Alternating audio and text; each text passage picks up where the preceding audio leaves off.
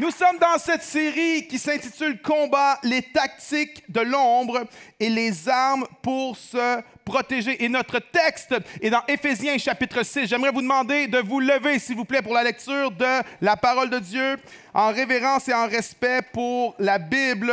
Éphésiens chapitre 6 au verset 10 qui dit ceci. « Au reste, fortifiez-vous dans le Seigneur et par sa force toute puissante. Revêtez-vous de toutes les armes de Dieu afin de pouvoir tenir ferme contre les ruses du diable.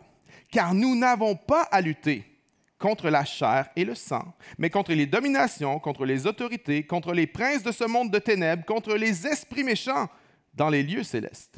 C'est pourquoi prenez toutes les armes de Dieu afin de pouvoir résister dans le mauvais jour et tenir ferme après avoir tout surmonté. Tenez donc ferme, ayez à vos reins la vérité pour ceinture, revêtez la cuirasse de justice, mettez pour chaussure à vos pieds le zèle que donne l'évangile de paix. Prenez par-dessus tout cela le bouclier de la foi, avec lequel vous pourrez éteindre les traits enflammés du malin. Prenez aussi le casque du salut et l'épée de l'esprit qui est la parole de Dieu. Faites en tout temps par l'Esprit toutes sortes de prières et de supplications. Veillez à cela avec une entière persévérance. Priez pour tous les saints. On peut dire Amen? Amen. Mon titre aujourd'hui, victime ou vainqueur? Victime ou vainqueur? Avant de t'asseoir, dis à quelqu'un ceci, tu n'es pas une victime, tu es vainqueur. Vas-y, dis ça à quelqu'un avant de t'asseoir. Tu n'es pas une victime, tu es vainqueur.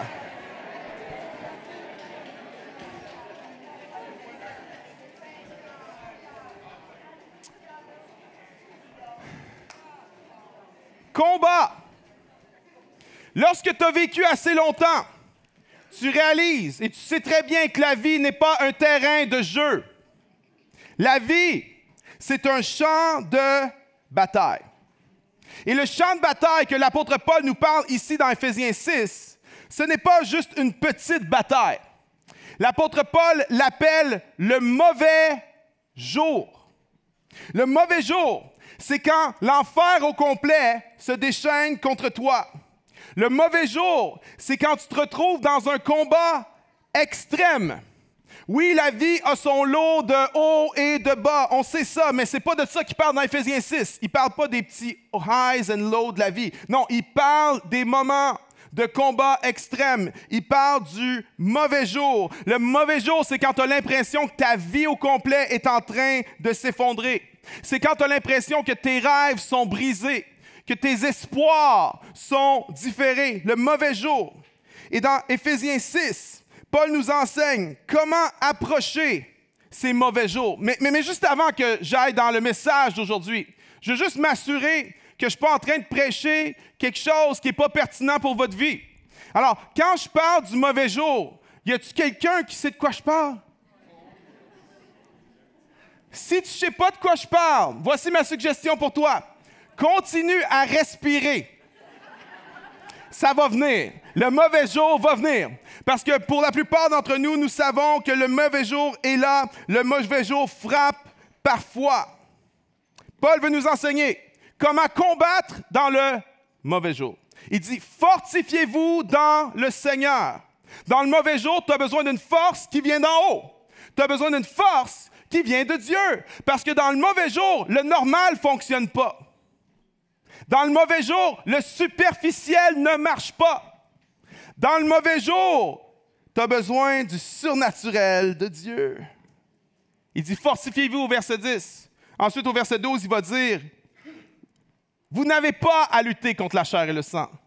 Dans le mauvais jour, rappelle-toi, c'est qui le vrai ennemi? Le vrai ennemi n'est pas la chair et le sang. Le vrai ennemi n'est pas les gens. Le vrai ennemi, c'est les esprits méchants qui poussent les gens à faire le mal. Dans le mauvais jour, souviens-toi que tu as besoin d'une force qui vient d'en haut. Et souviens-toi quel est le vrai ennemi. Parce que c'est facile dans le mauvais jour de se tourner les uns contre les autres. Et Paul va poursuivre en disant par la suite, dans le mauvais jour, tenez ferme. 3 fois dans le texte, Il va dire « tenez ferme », verset 11. « Tenez ferme », verset 13. « Tenez ferme », verset 14. En d'autres mots, Paul dit « ne lâchez pas, ne lâchez pas, ne lâchez pas. » Parce que lorsque tu traverses ce mauvais jour, une des plus grandes tentations quand le mauvais jour frappe, c'est juste de lâcher. C'est juste d'abandonner, de lâcher la serviette. Et dans ce texte d'Éphésiens 6, Paul vient décrire le croyant comme un soldat, comme un guerrier, quelqu'un de préparé, d'équipé et d'entraîné pour le combat dans le mauvais jour. Dans le chapitre 1, Paul vient établir l'identité du croyant. Il va faire des déclarations, il va dire « Vous êtes, fill the blank, vous êtes bénis, vous êtes élus, vous êtes saints, vous êtes adoptés, vous êtes pardonnés. » Il vient établir solidement l'identité du croyant en Jésus-Christ. Ça, c'est au chapitre 1. Mais ici, au chapitre 6, il est en train de venir établir l'identité du croyant comme quelqu'un qui est vainqueur. Savais-tu qu'en Jésus-Christ, tu es vainqueur? Tu savais ça? En Jésus, ton identité, c'est que tu es vainqueur. Alors, si tu veux marcher dans ton identité, il va falloir que tu apprennes à penser comme ton identité. Il va falloir que tu apprennes à penser comme un vainqueur. Parce qu'une des plus grandes tentations au jour mauvais, il y a d'autres traductions qui disent au jour du malheur, une des grandes tentations, c'est d'adopter une mentalité de victime. Parce que la vie nous frappe de tous les côtés, parce qu'on se sent traité injustement, parce qu'on est déçu, parce qu'on est dans la peine et la souffrance, c'est facile dans le mauvais jour d'adopter une mentalité de victime. Je vous donne quelques exemples d'une mentalité de victime. « Ah, je ne vais jamais m'en sortir. Ça ne changera jamais. Personne ne se soucie vraiment de moi. Je pense qu'il n'y a pas d'espoir pour moi. » Mentalité de victime, je vous en donne d'autres. « J'ai jamais eu de chance, moi. J'ai pas eu l'éducation comme les autres. J'ai pas eu des bons parents comme les autres. J'ai pas eu des opportunités comme les autres. » Mentalité de victime. Une autre chose qui caractérise une mentalité de victime, c'est de mettre la faute sur les autres. De se déresponsabiliser sur les autres. C'est la faute de ma mère, mon père, mon boss, mon ex, mon pasteur, mon église, la société. C'est la faute de quelqu'un d'autre. Maintenant, il y en a, tu as été victime de quelque chose. Et c'est important d'être capable de reconnaître que tu étais une victime. Parce qu'on souffre de grandes maladies à notre époque. Une des maladies que je vois souvent, c'est des gens qui ont été victimes de choses graves et qui ne sont pas capables de reconnaître qu'ils ont été victimes. Ils justifient dans leurs propos les actes qu'on leur a fait alors qu'ils étaient une victime à 100%. Je le vois souvent, ça. Mais voici un autre extrême dans notre société que je vois souvent. C'est des gens qui ne sont pas victimes de rien, mais qui se victimisent. Mon boss m'a mis dehors. Ça fait 10 fois que tu arrives en retard. Ton boss a été patient comme Moïse. Laisse faire la victime. Et moi, je pensais que cette mentalité de victime, c'était quelque chose qui était seulement caractérisé dans l'Occident. Hein? Mais en faisant des recherches récemment, j'ai réalisé que ce n'est pas le cas du tout. Ce n'est pas juste occidental. En Asie, un des plus gros problèmes dans la société, c'est que les gens adoptent cette mentalité de victime. Même en Afrique, dans des pays émergents, la planète est en train de se victimiser. Maintenant, c'est important lorsqu'on a été victime d'un abus, victime de quelque chose, de pouvoir le reconnaître, de pouvoir le nommer, de pouvoir confronter les choses. Ce n'est pas du déni, ce n'est pas de faire semblant que ce n'est pas arrivé. Non, non.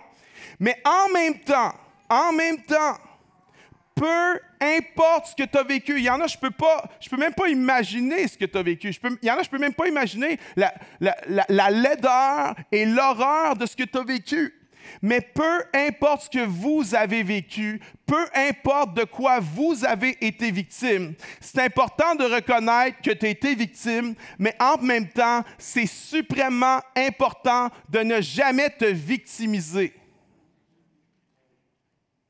C'est pas parce que tu as été victime de quelque chose que tu dois te victimiser, que tu dois adopter une mentalité de victime. Parce que lorsque tu adoptes cette mentalité, tu ne prends pas responsabilité. Maintenant, tu n'as pas la responsabilité de ce qui t'est arrivé. Non. Mais tu as la responsabilité de ce que tu vas faire avec ce qui t'est arrivé. Et ça, il n'y a personne d'autre que toi qui peut prendre cette responsabilité-là. Mais en Jésus-Christ, on peut apprendre par le Saint-Esprit à ne pas penser comme ce monde. En Jésus-Christ, on peut apprendre à ne pas avoir une mentalité de victime, mais à avoir une mentalité de vainqueur. Je peux t'entendre amen? Amen. Oui, c'est un bon moment pour applaudir. On peut le faire. Il y en a, je parle d'une mentalité de victime, tu ne te sens pas concerné pantoute. Hey, j'aimerais dire, si tu habites sur la planète Terre, tu es concerné. Parce que c'est culturel partout. On se victimise pour tout. Moi, j'ai réalisé dans ma vie, j'avais 30 ou 32 ans, 31, 32, lorsque j'ai réalisé que presque toute ma vie, je m'étais victimisé. J'avais vécu du rejet à l'école secondaire. Et toute ma vie, j'avais fait « Ah, mais si j'avais pas vécu ça. Si on m'avait pas fait ça. » Ou je me disais des choses comme « Les gens ne savent pas qui je suis vraiment. » Si les gens savaient qui je suis vraiment, ils découvriraient quelqu'un qui est une bonne personne. Ils découvriraient des belles choses. Mais je n'avais pas réalisé que presque toute ma vie, depuis l'adolescence, j'avais adopté une mentalité de victime. Maintenant, c'est quoi la conséquence de ça? Voici la conséquence. J'étais toujours blessé par tout puis rien. Quelqu'un me disait pas bonjour, j'étais blessé. On ne me reconnaissait pas, j'étais blessé. Tout et rien me blessait. J'étais constamment blessé parce que je vivais dans une mentalité de victime. Je vivais dans l'apitoiement. On a un mot en anglais, on dit « pity party ». Un party de pitié sur toi-même. Pity party. On devrait inventer un mot pour ça en français parce qu'on est tellement bon en 2024 pour faire ça. Mais j'aimerais te dire, le pity party, là, tu sais, oh, des boudes. Oh, pas content. Oh. Ma vie au complet était comme ça. Dès que j'avais une difficulté, dès que j'avais un problème, dès que j'avais quelqu'un qui ne m'aimait pas à face, dès que j'avais quelqu'un qui ne m'applaudissait pas, dès que j'avais quelqu'un qui était en compétition avec moi ou qui ne m'aimait pas trop, je me sentais toujours rabaissé. J'étais constamment en train de m'apitoyer sur moi-même. Mais je vous dis, j'étais pas heureux. J'étais pas heureux. Et il y a des choses qui m'arrivaient qui n'auraient pas dû me déranger. Il y a des choses qui m'arrivaient que ça n'aurait même pas dû attirer mon attention. Mais ça me blessait profondément. Parce que je me victimisais et je m'apitoyais sur moi-même. Et un jour, je suis tombé sur cette citation de John Gardner. Il a dit ceci. « L'apitoiement est le plus destructeur des narcotiques non pharmaceutiques. Il donne un plaisir momentané, mais il est addictif et il sépare la victime de la réalité. » Drop the mic. Je souffrais de la mentalité de victime. Flaubert a dit ceci. On est incurable quand on chérit sa souffrance. Et on vit à une époque où on idolâtre nos émotions, où il faut que tu le vives à fond, puis il faut que tu le pleures à fond. Ouais, mais si tu pleures toute ta vie, il n'y a pas une fin à ça. Chaque deuil doit avoir sa fin. Il y a un moment pour pleurer, puis il y a un moment pour arrêter de pleurer, puis il y a un moment pour rire. Mais on vient à une époque où, tant que tu ne le fileras pas d'arrêter de pleurer, continue à pleurer. Continue à t'apitoyer. Je ne suis pas en train de parler de déni d'émotion. C'est important de pleurer quand c'est le temps de pleurer. Une des choses que j'aime de mon amie Julie qui est assise là, qu'on travaille ensemble, Julie, elle pleure 3 fois par semaine dans mon bureau. Je suis comme, mais comment elle fait? C'est incroyable. Elle pleure. Non, mais elle pleure souvent, des fois de joie, des fois de peine, elle pleure. Mais ce que j'aime de Julie, c'est qu'elle est capable de pleurer, puis en même temps, elle est forte comme un roc. C'est pas quelqu'un qui pleure pour s'apitoyer. C'est quelqu'un qui pleure pour vivre l'émotion qu'elle a à vivre sur le moment, mais après ça, on prend nos larmes puis on avance avec nos larmes. Ça, c'est bien contre-culturel. Je connais pas grand monde qui font ça.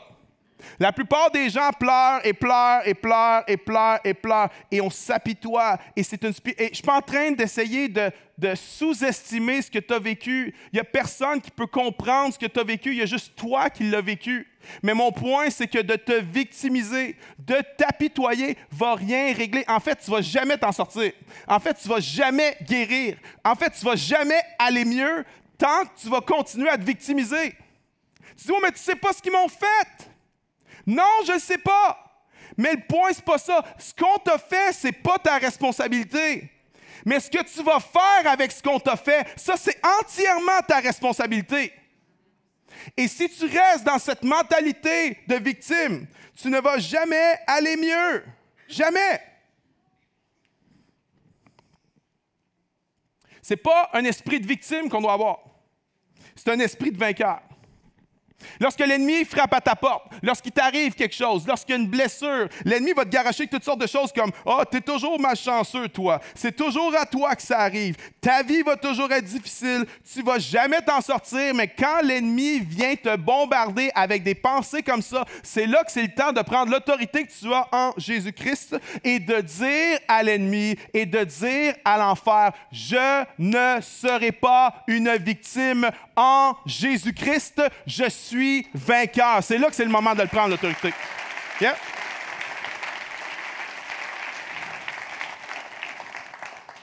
Mentalité de victime versus une mentalité de vainqueur. Tu dis, oh, mais qu'est-ce que ça fait dans le combat spirituel? Oh, man. Je pense que c'est dans le top 2 ou dans le top 3 de ce que l'ennemi utilise contre les gens aujourd'hui pour les tirer vers le bas. Lis l'histoire du roi Saül dans la Bible. Le roi Saül a fait des grands péchés, il a fait des choses graves. Puis Dieu l'a rejeté comme roi. Puis souvent, on pense que c'est à cause des péchés que Saül a fait que Dieu l'a rejeté comme roi. Mais quand tu lis la vie de David, tu te rends compte que David a fait des affaires quand même assez intenses. Hein? David était vraiment... Il a fait des gros péchés. Mais, oui, amen. Mais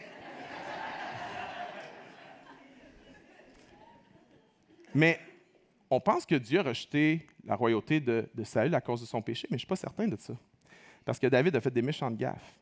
Mais une des choses qui caractérise la vie de Saül, c'est que Saül est toujours en train de se victimiser constamment.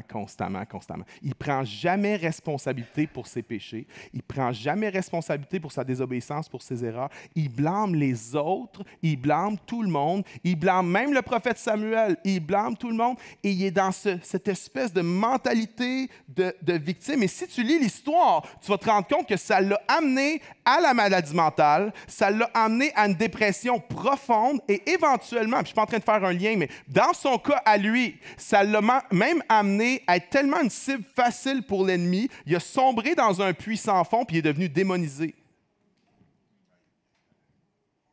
Mais ça a commencé comment? Pity party. Pity party de Saül.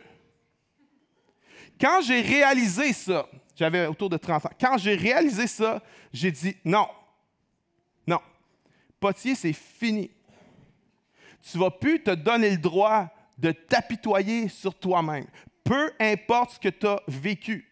Quand c'est le temps de pleurer, tu vas pleurer, mais après ça, tu vas te relever, puis tu vas prendre tes larmes, puis tu vas avancer avec tes larmes. Il y a deux façons de pleurer. Soit tu pleures en avançant, soit tu pleures en restant au tapis, puis en cessant d'avancer. Pleurer sainement, c'est pleurer, puis là, il y en a encore, c'est pas grave, on avance quand même, on avance en pleurant. La grâce de Dieu est là pour nous soutenir, mais il faut refuser cette mentalité de victime que la société nous propose. On est brainwashé avec ça. Constamment. Tu n'es pas une victime, tu es un vainqueur. Cesse de ressasser le passé. As-tu remarqué que plus que tu y penses, plus ça fait mal? As-tu remarqué que plus tu en parles, plus ça fait mal? Bon, il y en a, tu as vécu des abus, tu n'as jamais parlé à personne. C'est pas de ça que je parle. Il faut que tu en parles à quelqu'un de confiance, quelqu'un compétent. Mais ce n'est pas de ça que je parle, OK? Parce que la plupart d'entre nous, là, on a vécu des affaires, puis on en parle dessus. Hein? On en parle à gauche, à droite, à tout le monde, on en parle, puis on s'en parle surtout à nous-mêmes, on s'en parle. Puis plus qu'on s'en parle, plus on va mal. Tu as remarqué ça? Ça règle tellement rien, tellement rien. Laisse le passé en arrière. Laisse qu'est-ce qu'on t'a fait en arrière. Cesse de t'apitoyer. Cesse.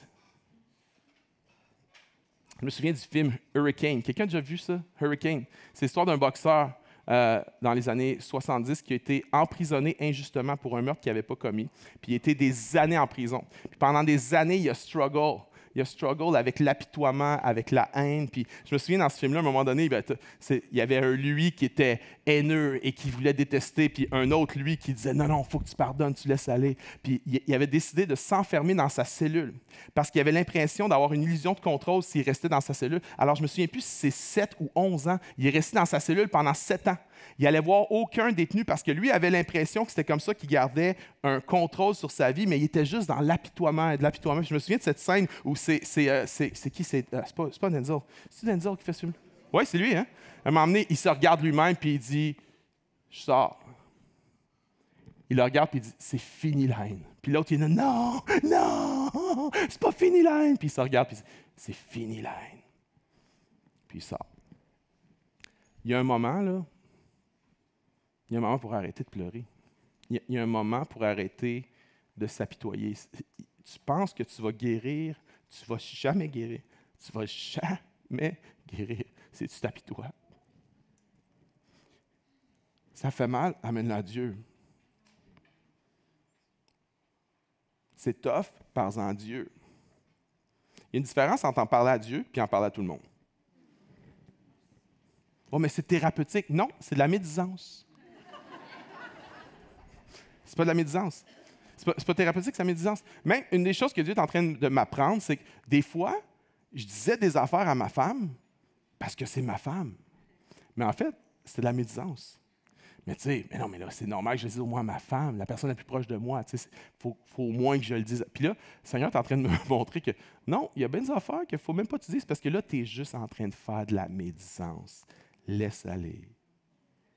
Arrête de t'appuyer sur toi. Let it go. Arrête de ruminer sur ce qui t'a blessé, sur ce qui t'a frustré.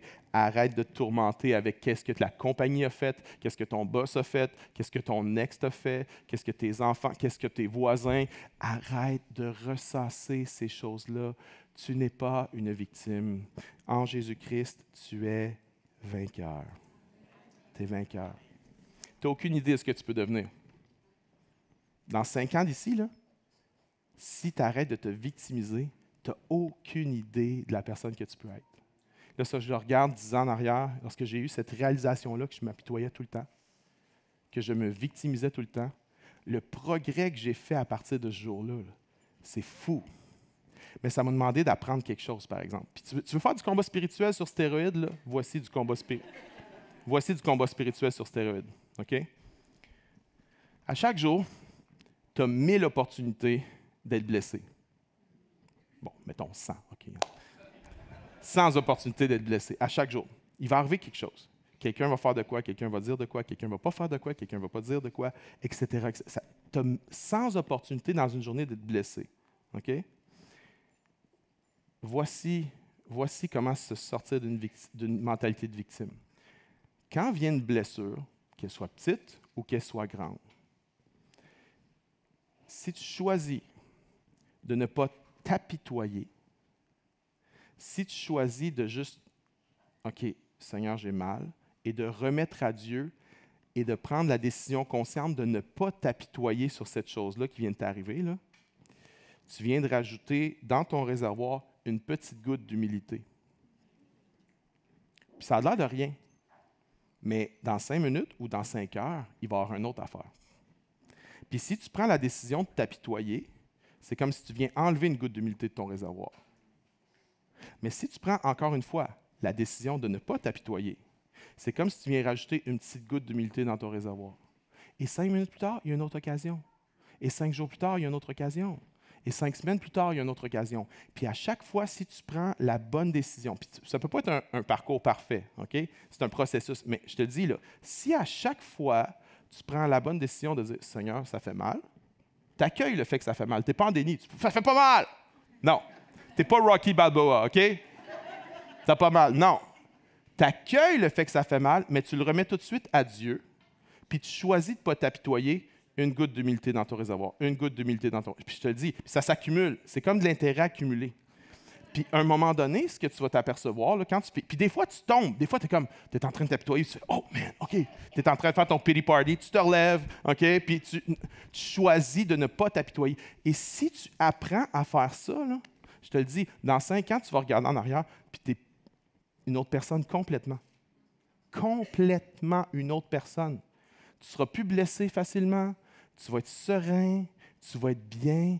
Parce que Jésus a dit ceci. Heureux les humbles.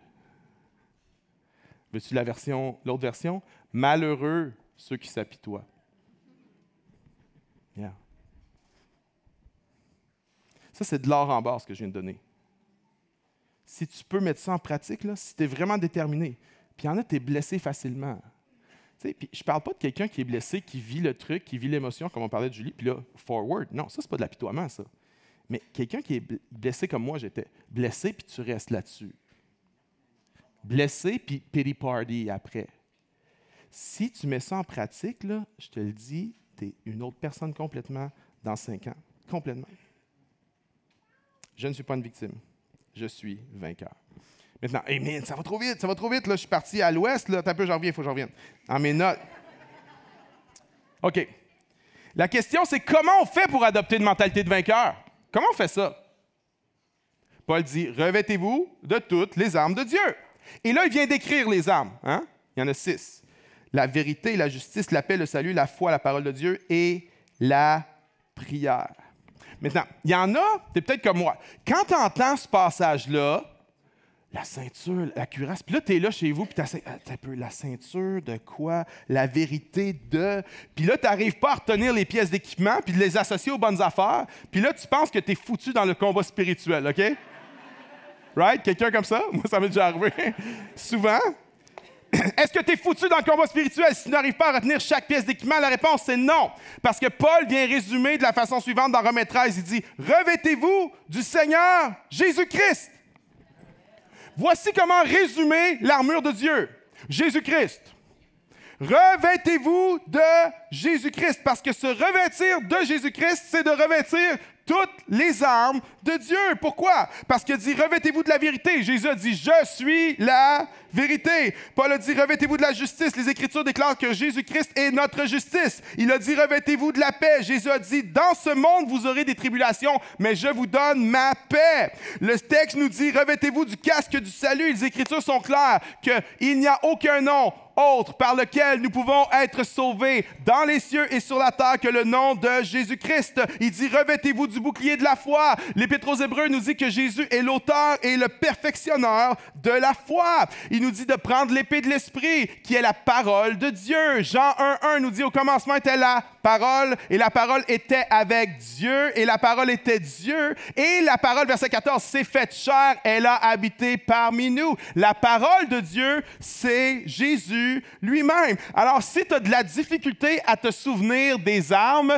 tu as de la difficulté à te souvenir de la ceinture, bien, souviens-toi de Jésus. Tu as de la difficulté à te souvenir du plastron, souviens-toi de Jésus. Tu as de la difficulté à te souvenir des souliers ou du bouclier ou de l'épée, souviens-toi de Jésus. Revêt-toi de Jésus-Christ dans le jour mauvais. On doit se revêtir de Christ. Quand les médecins n'ont pas de réponse, quand les médecins ne savent pas quoi faire, tu as besoin de te revêtir de Jésus-Christ. Quand la banque a des réponses, mais ils ne veulent pas te donner de réponse, tu as besoin de te revêtir de Jésus-Christ. Quand tes amis ne savent pas quoi faire, quand tes amis ne savent pas quoi faire, tu as besoin de te revêtir de Jésus-Christ. Quand toi, tu ne sais pas quoi faire, tu as besoin de te revêtir de Jésus-Christ. Revêt-toi de Christ. Revêtir Christ, c'est revêtir l'armure. OK, maintenant, mais comment tu fais ça, revêtir Christ? La réponse, je crois, nous est donnée au verset 18. Faites en tout temps par l'Esprit toutes sortes de prières. Revêtir Christ, c'est d'avoir une communion, une communication relationnelle avec Jésus. C'est ça, revêtir Christ.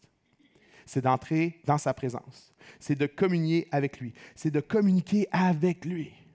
Maintenant, ce n'est pas seulement une communication, mais c'est aussi une posture. Lorsqu'on traverse un combat spirituel, on est appelé à prier d'une façon spécifique. Ce n'est pas seulement relationnel, il y a quelque chose de guerrier là-dedans. Il y a une autorité là-dedans qui doit s'emparer de nous. Si tu prends les armes du croyant, la plupart sont des armes défensives, mais il y a 2 armes qui sont des armes offensives. La parole de Dieu, qui est l'épée, et la prière. La prière, c'est une arme offensive. Et quand on tombe dans le jour du malheur, quand ce jour nous frappe, une des tendances qu'on a, c'est de tomber en mode défensif seulement. Quelqu'un a déjà vu à l'école secondaire ou à l'école primaire, dans ton école, un jeune qui se faisait battre presque à chaque semaine? Quelqu'un? Ouais. Moi, quand j'y pense, je me dis, mais comment ça se fait que je n'avais pas le courage de faire quelque chose? C'est mon plus grand regret. Mais on a tous vu ça, on a tous vécu ça. Toujours le même jeune, il y en a peut-être c'était toi, toujours le même kid, toujours le même jeune. À chaque semaine, il se fait battre. Mais à chaque fois, il ne contre-attaque pas. La seule chose qu'il fait, c'est qu'il se couvre la tête, il est en position fétale sur le sol, puis il essaie juste de se protéger. Il est en mode défensif, mais il n'est pas en mode offensif. J'aimerais te dire, au jour du malheur, il faut que tu passes à l'offensive. Au jour du malheur, tu ne peux pas juste prendre tout ce qui t'arrive. Il y en a, c'est toi le kid par terre. C'est toi, spirituellement parlant, il y en a, c'est toi. C'est toi qui se fait frapper. C'est toi que l'ennemi vient, puis il te frappe dans les côtes, puis il te frappe dans le dos, puis il te frappe à la tête. Puis la seule chose que tu fais en ce moment, c'est juste d'essayer de faire ça, puis de te défendre, de te protéger. Ça ne marche pas. Il n'y a pas une bataille. Il n'y a pas un combat. Il n'y a pas une game qui va se gagner sans passer à l'offensive, sans frapper, sans attaquer. Ceux qui aiment le basket, ceux qui connaissent le basket vont se souvenir qu'avant 1954, au basket, il n'y avait pas ce qu'on appelle le shot clock. Alors, tu pouvais garder le ballon indéfiniment. Et ce que ça faisait, c'est qu'au 3e quart, lorsqu'une équipe menait, elle levait le pied. Elle arrêtait de jouer offensif, puis elle se mettait à jouer défensif seulement. Et au 4e quart, si tu avais un écart de 10 points, on fermait le jeu complètement, puis c'était juste défensif, il n'y avait plus d'offensif. Mais c'était un jeu dangereux, parce que souvent, il y avait un renversement. Parce que quand l'équipe se mettait à jouer sur les talons, ils se mettaient à faire des erreurs, puis souvent, ils perdaient la partie. Ça, c'est le premier problème. Mais il y a un autre problème avec ça, c'est que c'est plate en tabarouette, une game comme ça. Puis j'aimerais te dire, spirituellement, c'est la même affaire. C'est la même affaire. Dans la vie, là, si tu ne te bats pas, tu ne vis pas. Je sais que c'est dur de se battre. Je sais que ça fait mal de se battre. Mais si tu ne te bats pas, tu ne vis pas. Si tu abdiques, tu ne vis pas. Ça fait moins mal se faire frapper puis se battre que de rester au sol juste à te faire frapper. Tu vas peut-être avoir des coups plus gros. Tu vas peut-être en manger des volets. Mais quand tu ne te bats pas, tu ne vis pas. Tu ne peux pas gagner la game seulement sur la défensive. Il faut que tu passes à l'offensive. Il faut que tu aies une mentalité de vainqueur et pas une mentalité de victime. Parce que l'enjeu est trop grand, mon ami. L'enjeu est trop grand dans ta vie. Il y en a, tu as des habitudes à casser. Il y en a, tu as des dépendances à briser, des relations à réparer, des dettes à rembourser, amen, des disciplines à commencer, un cours à terminer, un programme à terminer, une job à trouver. C'est le moment de passer à l'offensive. En d'autres mots, c'est le temps de prier. C'est le temps de contre-attaquer.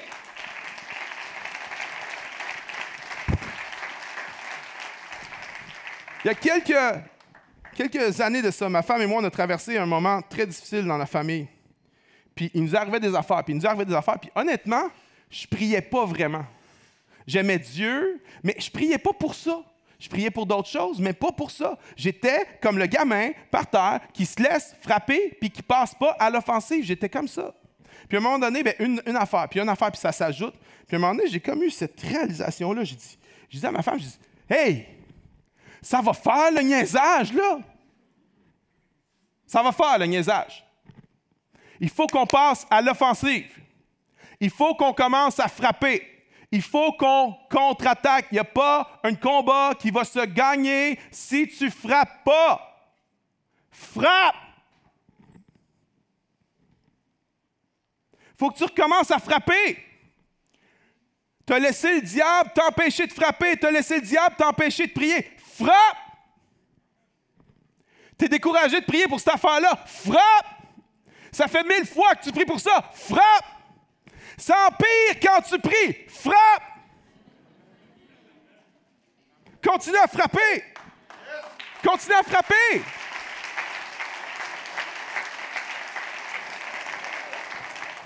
Il y en a, ton mariage est en train de tomber en morceaux. Ça va faire le niaisage. Mais il faut qu'il y ait quelqu'un qui le dise. Il faut qu'il y ait quelqu'un qui se tienne, ça va faire le niaisage.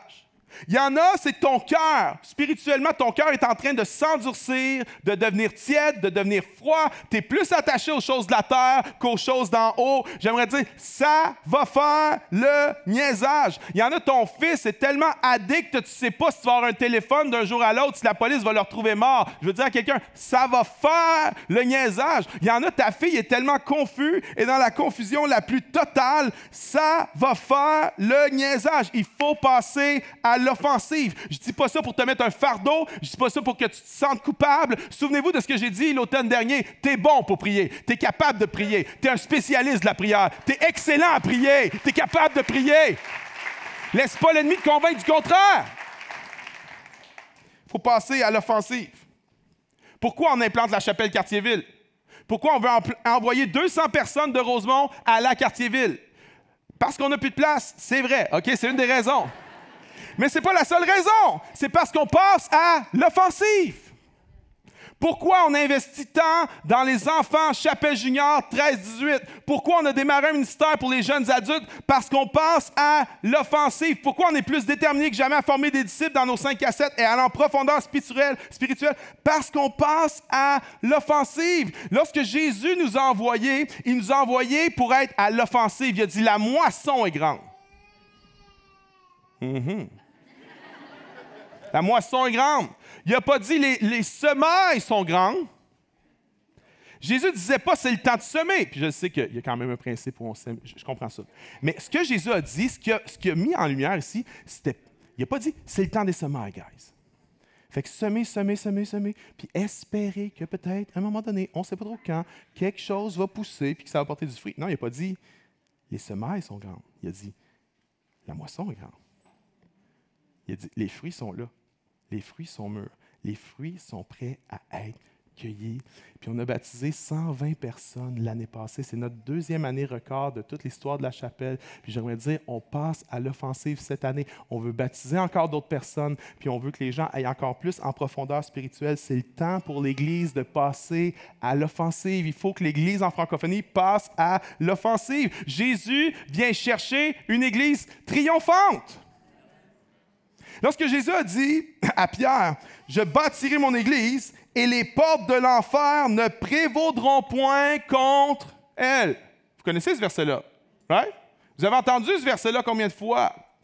C'est quoi? Qu'est-ce que ça veut dire? « Je bâtirai mon Église, OK, ça c'est bon, et les portes de l'enfer ne prévaudront point. » Ça veut dire quoi? Prévaloir. C'est prévaloir ou prévaudoir? Je ne sais pas. Je ne suis pas bon en conjugaison. Prévaloir, merci. Ça veut dire quoi, prévaloir? Prévaloir, ça veut dire avoir l'avantage, avoir le dessus sur quelque chose. Jésus dit, je bâtirai mon Église et les portes de l'enfer ne prévaudront point, n'auront pas le dessus, n'auront pas l'avantage sur l'Église. Maintenant, si les portes de l'enfer n'auront pas l'avantage sur l'Église, quelle est la métaphore qui est utilisée? Oui, bien sûr, il utilise la métaphore d'une ville fortifiée, avec des murailles et des portes. Mais la question, c'est, la ville fortifiée avec les murailles et les portes, est-ce que c'est l'enfer? Ou c'est l'Église? Moi, j'ai toujours pensé que la ville fortifiée avec les portes, c'était l'Église, puis que l'enfer nous attaquait, puis que nos portes à nous autres allaient résister aux attaques de l'enfer. Mais c'est pas ça que ça dit! Ça dit les portes de l'enfer n'auront pas le dessus sur l'Église. Alors, si c'est les portes de l'enfer qui n'auront pas le dessus sur l'Église, la question c'est qui attaque qui? C'est-tu l'enfer qui attaque l'Église? Ou bien c'est l'Église qui attaque l'enfer. C'est l'Église qui attaque l'enfer. Maintenant, je sais que l'enfer attaque l'Église aussi, mais ce que Jésus est en train de dire ici, c'est « Je viens chercher une Église triomphante, je viens chercher une Église conquérante, je viens chercher une Église qui est en mode offensif, que l'enfer va devoir se protéger de l'Église tellement que l'Église va marcher dans son autorité et dans sa mentalité de vainqueur. » C'est ça qu'il est en train de dire.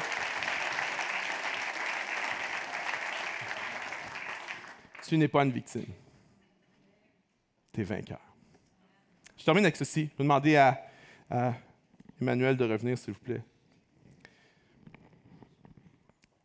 L'année dernière, j'ai un ami. Il est venu me voir, puis il a commencé à me raconter ce qu'il vivait dans sa famille, ce qu'il vivait avec sa fille. Puis je ne vais pas partager ici les détails, c'est trop personnel, mais j'avais tellement de peine quand il a commencé à me raconter ce qu'il vivait. Je l'aime tellement, ce gars-là, puis il est tellement meilleur que moi. Tellement. Puis je me dis, si lui, il vit ça avec sa fille, tu sais, je suis comme, moi, je suis quoi, tu sais, il est tellement meilleur que moi, meilleur chrétien que moi. Il est juste extraordinaire. Puis il vit quelque chose avec sa fille. Puis il me raconte ça. Puis il est juste en morceaux, là. Puis moi, je fais juste pleurer avec lui. Je ne sais pas quoi faire, je ne sais pas quoi dire. On pleure ensemble. Puis je l'écoute pendant une demi-heure, 45 minutes. Il me raconte toute l'histoire. Puis je pose des questions. Puis on pleure ensemble. Puis à un moment donné, je ne savais pas quoi dire. Fait que j'ai juste eu à cœur de lui dire ceci. J'ai dit, mon ami, on ne va pas se laisser faire. Puis là, il m'a dit, merci pour le « on ». Merci pour le « on ». Maintenant, si mon ami avait été à cheval sur les règles de grammaire de français, mon ami aurait pensé que je n'étais pas solidaire avec lui. Parce qu'on sait tous qu'en bon français, hein, on exclut la personne qui parle. Mais mon ami étant un bon Québécois, alléluia, sachant qu'en bon français, on exclut la personne qui parle, mais c'est très bien qu'en bon Québécois, on inclut la personne qui parle, alléluia.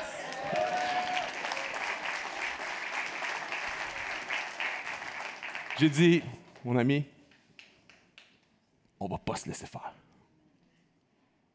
On va gagner cette bataille-là. Je ne sais pas combien de temps ça va prendre.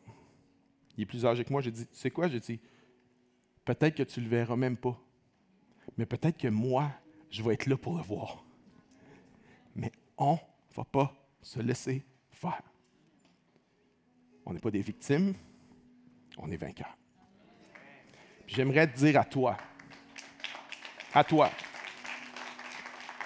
pas comme un bon prof de la rectitude de la langue française, mais comme un vrai Québécois. Je veux dire à toi, on ne va pas se laisser faire. Tu n'es pas tout seul. On va le combattre ensemble. On va le fight ensemble. On va prier ensemble. Et alors, on ne sait pas quoi faire. Nous ne savons que faire, ô Dieu, mais nos yeux sont fixés sur toi. On ne va pas se laisser faire. On passe à l'offensive. On n'est pas des victimes, mais on est des vainqueurs en Jésus-Christ. Est-ce qu'on peut applaudir le Seigneur ce matin, la chapelle? Amen. Amen. Amen.